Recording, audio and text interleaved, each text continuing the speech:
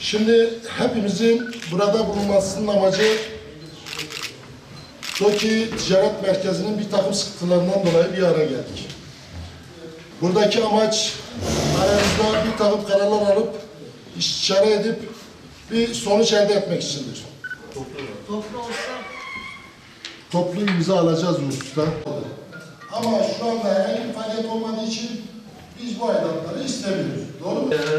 Bitlis yani bir bakıma çok büyük şekilde sahipsizlik yaşıyor. Bu dükkanlar olması gerekenden çok küçük ebatlarda yapılmış. Dolayısıyla bizim esnaf arkadaşlarımız orada bir iş yapabilmesi için en az 3 tane 4 tane dükkanı alıp birleştirmek zorunda kaldık.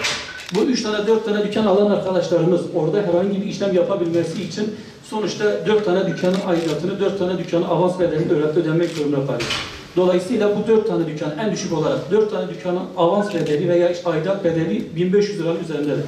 1500 lira hava parası o ticaret merkezine orada verinceye kadar çok güzel bir şekilde Bitlis'in merkezinde çarşısında dükkan kiralayabilecek şekilde bir imkana sahip oluyor.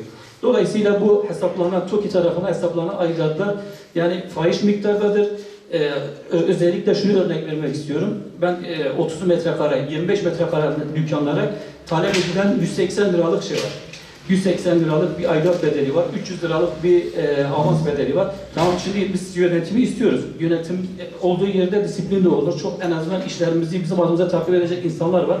Ama biz burada esnaf olarak, biz burada işte orayı aldığımız zaman biz her taraftan ticaret merkezi adı altında her şeyin en yükseği bizden talep ediyor. Normal şartlarda elektrik aboneliği yapmaya gittiğiniz zaman bir mesken için 100-150 lira talep edilirken en son gittim benden 515 lira bir elektrik aboneliği ücreti istedi. Yani esnaf yaklaşık 30 tane personel almış. Ya Bitlis'te 30 kişilik fabrika üretilir. Yani esnafların sesi çıkmıyor diye 30 tane adamı ne diye almışız oraya? Şimdi ödeme durumumuz olmadığı için sanki biz bu aidatları keyfi olarak ödemediğimiz gözüküyor ve bize tehdit mesajı içeriğinde aidat mesajları geliyor. İşte 21 Ocak'a kadar eğer ki bunları ödemezseniz icraya verileceksiniz diye. Ya bizim zaten ödeme durumumuz olmadığı için biz bunları yapıyoruz.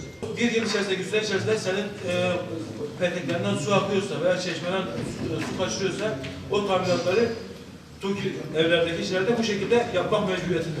Abi, biz bunu kesinlikle kabul etmiyoruz.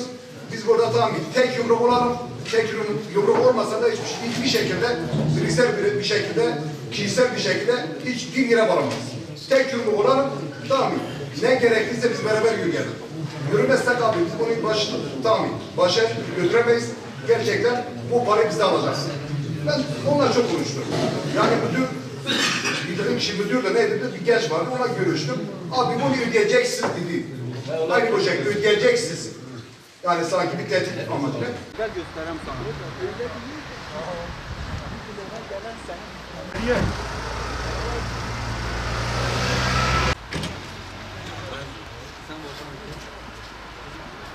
Bir iki tane dükkanın içerisinde açarız. Maksat hele damcım amca okuyor.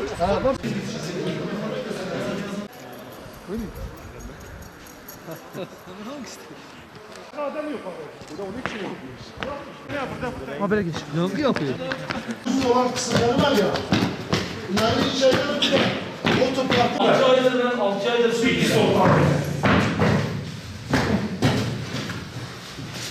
Hiçbir de şöyle nasıl yani? Otoparkı her şeyinde var. Yani dükkanlar faal değil. Abi bir de aidatı şey istiyor, avans istiyorlar. Sen abi. Şimdi Serhat Bey. Arkadaşlar hepiniz hoş geldiniz. Yaklaşık olarak 4 ay önce TOKİ'den arkadaşlarla birlikte iş yerleri satın aldık. Ondan sonra 4 aydır ne doğalgaz tesisatları çekildi ne de dükkanlar yani tam olarak bitmedi. Çoğu dükkandan da su kaçırıyor. Bütün betonları da kalkmış. Küf tutmuş, nem tutmuş. Rutubet var. Burada işte esnaf kardeş ve abilerimizle birlikte toplanmamızın sebebi budur. Yani insanlar kışa yakın olduğu için taşınamadı. Zaten altyapı da bitmedi. Yani şu anda mağdur durumdayız. Yani devlet yetkililerinden, ondan sonra buradaki siyasi öncülerimizden bir yardım talep ediyoruz. Buraya gelsinler, yerinde görsünler. Demin basına mensubu arkadaşlar da dükkanların içini gördüler. Gerçekten küf var, nem var, su akıyor, damcı akıyor. Artı bir de aidat bedelleri çıkardılar, avans bedelleri çıkardılar. Yani Bitlis zaten kar bölgesi. Burada yani yaşam zor. Bu zor olan yaşamı biz tercih edip kendi memleketimize yatırım yaptık. Eğer bu kabahatse, bu suçsa hepimiz suçluyuz değil mi arkadaşlar? Evet. Aynen öyle. Yani biz kendi memleketimize sahip çıkarak burada yatırım yaptık. Varımızı yoğumuzu döktük. Ama TOKİ ne bir doğalgaz tesisatı çekti, ne bir yere kaplama yaptı. Yani tavanların birçoğu akıyor ve yüklenici firma biz bitirmişiz abi, işi teslim etmişiz. Yani sorun sıkıntı yokmuş gibi bir demeçte bulunuyor. Yani buna çözüm değil. Bakın burada hiçbir dükkan açık değil. Hiçbiri faaliyette değil. Bir dükkan açılmış yani. 700-750 dükkandan, 800 dükkandan bir dükkan, o da ana caddede faaliyete girmiş. Yani bunları devlet yetkililerimizden bir an önce gelip bir heyet oluşturup burada insanların mağduriyetini gidermesi gerekiyor. Gerçekten dükkanlar aktif faaliyette değil.